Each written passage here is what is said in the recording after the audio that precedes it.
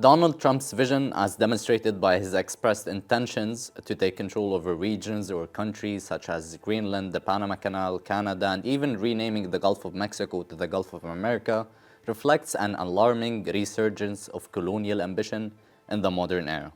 Not that they were ever gone, but you get the gist. This expansionist rhetoric is drenched in an outdated imperialist ideals that disregard the sovereignty, history, and self-determination of nations and people, ultimately boiling down to one thing: the colonial identity of the United States. Such a vision threatens to unravel the very foundations of international order, cooperation, and shared global governance.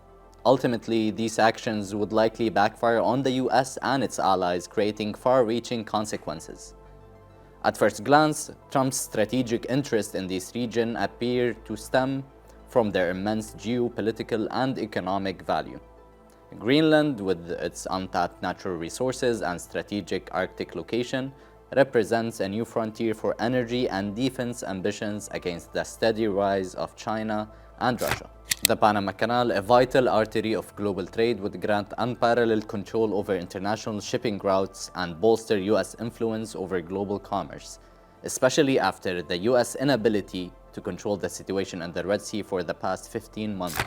Canada's rich natural resources and its relatively stable economy make it an attractive target for economic exploitation. Even the Gulf of Mexico, vital for energy production and marine biodiversity, could become a symbol of US domination in the region under Trump's golden vision for the US. However, such expansionism would come at a devastating cost.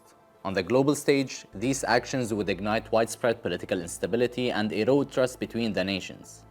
They would signal a blatant disregard for international laws and norms, undermining treaties, alliances, and the principle of national sovereignty. But this is the US we're talking about. When has it ever prioritized these principles over its own interests?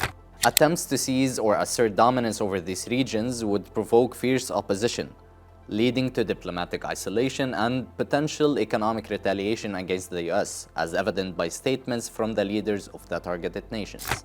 Domestically, pursuing such a vision would divert critical resources away from pressing national needs like healthcare, education, and infrastructure.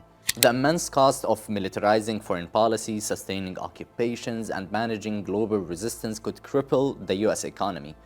For a nation grappling with rampant homelessness, widespread school shootings, soaring inflation, and crumbling infrastructure, the idea of channeling resources into colonial-style expansionism feels not only impractical, but narcissistic maybe? How about addressing the pressing issues in your nation first before attempting to conquer the world?